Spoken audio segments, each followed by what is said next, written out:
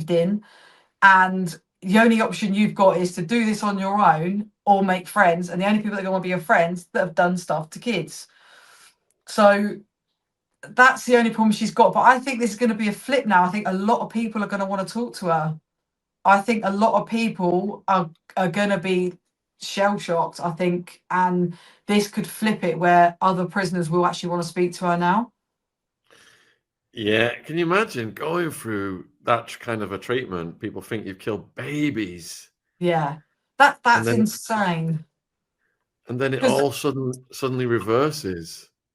But the thing is the mental torture that she's been through, even if, let's say she's innocent and she walks tomorrow, that's never going to end for her, because there's going to be people that are still not going to believe it, and everyone knows her face. So there's a lot of torture for that, for her if she's innocent, and it's not just going to be ended when she comes out, I don't think. Do we know which prison Letby's in? The last I know, she was in Bronzefield because of her court hearings and stuff. So that's where she'll always go back to go to court. People are asking if you've heard anything about what Pentonville and Peterborough are like. Oh yeah, Peterborough is like the mirror of Bronzefield. I think Peterborough's a little bit rough, but I think it's not any worse than Bronzefield. But they call them sister jails. We are in a new era of government, Fran. Do you see a new, more fascist regime taking control today? Not really. I mean, I just think it's all a mess, if I'm honest.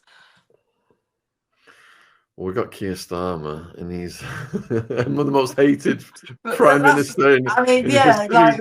There's literally no good from him. And everyone's getting out of 40%, but then people are just going back in, or they're reoffending. Yeah, I don't know. It goes over my head, if I'm honest. Fran, did you ever have to make a caution bluter? What's a caution bluter? do I want to know? I don't. I'm not quite sure what he's talking about. I think the person's asking whether you ever had to make a weapon, and perhaps that's not something that you want to reveal anyway. Yeah, but honestly, I never even seen one in there. Can you have your sentence removed from your history if you've served your time, or will it remain on your record forever? Yeah, no, it remains on your record forever. Oh, that's interesting. In some states in America, you can get it sealed or removed. Was Dennehy ever in the same prison as you? Yeah, I spent my first Christmas dinner sitting pretty much opposite her in prison.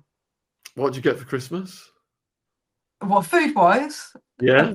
Big roast there. You get chicken, roast potatoes, parsnips. You get a proper meal. Are people depressed on Christmas though, because they're away from the loved ones, and it's really? Do you know what? COVID was one of the best Christmases I've ever had, and it was such a tough time, but everyone just lifted everybody. And I've had some of the best Christmases in prison, because there was no one was drunk, there was no alcohol, but we'd have parties, you cook up loads of food, we'd have it all down the landing, we're not supposed to be out of our cells, but we could have the doors open because they couldn't lock us in, and we would just have food down the whole landing. We all chipped in and done a big cook up. You're selling it. No, there was really bad times, don't get me wrong, really, really bad times. I'm not trying to glamorize it, but I'm just speaking facts. Fran, did you meet women inside who knew you were innocent? You weren't innocent, were you? I was not innocent, no. God's guilty as charged. I deserved more probably than what I served. What? Fran's, there's a reason Fran's in this book, folks. Would you both agree that the whole British justice system needs a full review? And what would you change first? You go first. Yeah, I mean, with the prison side of it, I mean, they're sending too many people away for silly charges, for smaller offences. They lose their homes, they lose their kids, and then that's why they reoffend. They literally reoffend.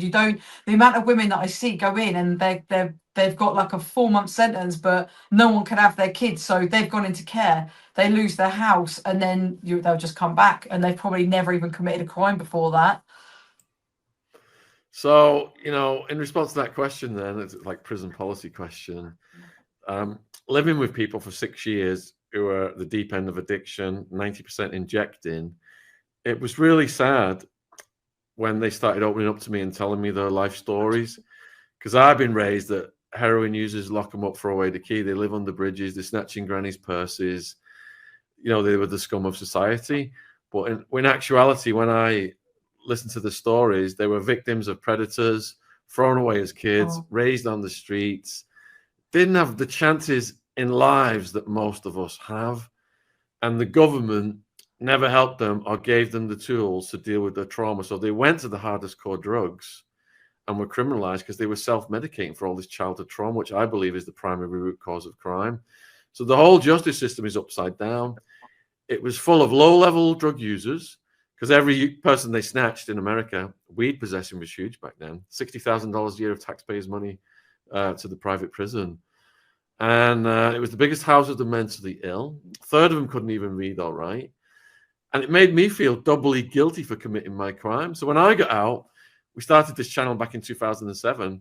And as it evolved over time, our mission statement became to end this war on drugs that the US has spent trillions on, which has achieved nothing, and take all those resources and go after the damn predators, because it seems to me that the predators who are traumatizing these kids in the first place, root cause of crime, get slaps on the wrists.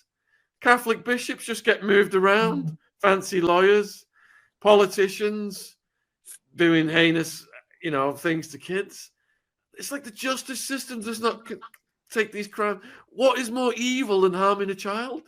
And the justice system does not take these crimes seriously. But the things it does take seriously, it's like the justice system is weaponized for revenue generation. And it's absolutely sickening. So in response to that question, the whole system is upside down. And Elon needs to come in and give it a set doge on it and turn it around. I totally agree with you on that one, Shaun. Like, just to jump in quick, like the stories I heard, I was heartbreaking. Like on the course that I said about the 5 steps, there had one woman that was essayed by her dad from the age of 3 years old, and she was an alcoholic. And then there was another woman that was essayed by 2 of her brothers at the same time, and she was a heroin addict. And yet someone can do that to a kid, they'll get less than what I done. Like I deserve my sentence. That's not a problem. But they don't understand also the ripple effect. That's her whole life gone. Her whole life. Like, how do you even live with that? How do you know what I mean? Like, I'm totally agree with you. It's messed up. Talking about ripple effects, and one of the things I say to the young people I do the schools talks is my mum had a nervous breakdown. My sister had counselling over, the trauma I caused them with my foreign incarceration. And Ronnie's asking you, Fran, how was your relationships with your family because of your incarceration? So my relationship with my mum was absolutely amazing when I got out, only because of the therapy that I got in prison. So that was a huge thing. I always say prison was the best thing that happened to me. With my dad, he's my best friend, but he only come to visit me about 3 times because he would go home and not speak for days. It messed him up so bad, and he didn't understand that I was all right. Like, he just looks at me as his little girl. So we're still good, but even now he's like, he just doesn't believe me. I said, "Do you believe me now? Do you trust me that I've changed?" He said, "I'll believe you when I'm dead." But we're still close. Did you see prisoners disowned by their family members because of the Yeah, crime? yeah, it did happen. Even my brother, I think me and my brother have got a much better relationship since prison as well. It actually brought me closer. It's mad. It does. I was 5,000 miles away from my family, and the incarceration, as horrible as it was, it did unite us all, and I was blessed to have such good family support. Yeah. I was facing 200 years at one point. My parents remortgaged their house, and without that, I'd probably still be in prison right now. So, God bless them, and I'm so grateful. Let's see, we've got if she has no prior conviction, how can she be arrested at a nondescript airport upon arrival? If you've got no prior conviction, It doesn't matter if you've committed a crime in the eyes of the law. They're coming for you, folks. You can't say you can't have me because I've got no prior conviction. Yeah. Can they? No, they send you to prison for the baddest things. Yeah, it can happen to anyone. So Fiona, Fran, you said you had a PlayStation. How can Julia get things like this? Can So she buy yeah, items like this? Hair dryers, books, music devices? so you can send her books in and CDs. Some of them the CDs have to be sealed. You would have to check with the prison. Some of them have different rules, but she has to be enhanced. So you have to have been in the prison for 12 weeks and got 2 good IEPs. And then you sit a board and they'll say, oh, yeah, we're going to give you an enhancement, which means you're allowed more money drop in when you're sentenced, and you can have these other things. Some prisons you can have them sent in from anybody outside. Some prisons they make you save and buy it through their catalogue. They won't allow it to be sent in. All right, we're down to the last 9 minutes, folks, with Fran. Get your final questions in about female prison living conditions in the context of what Julia's going through.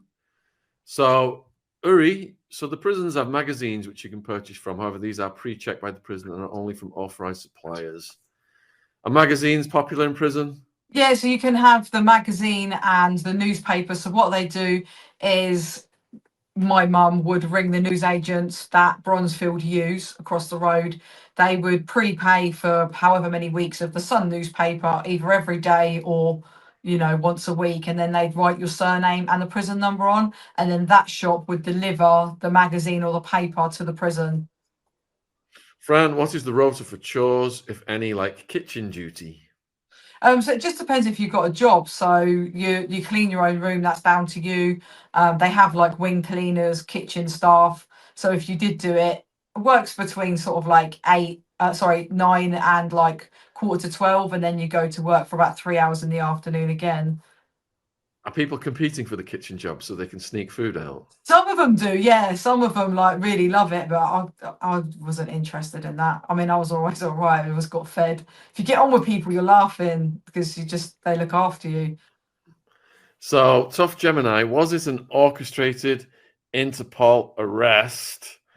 No, it was Leicester police because the McCanns live in that jurisdiction.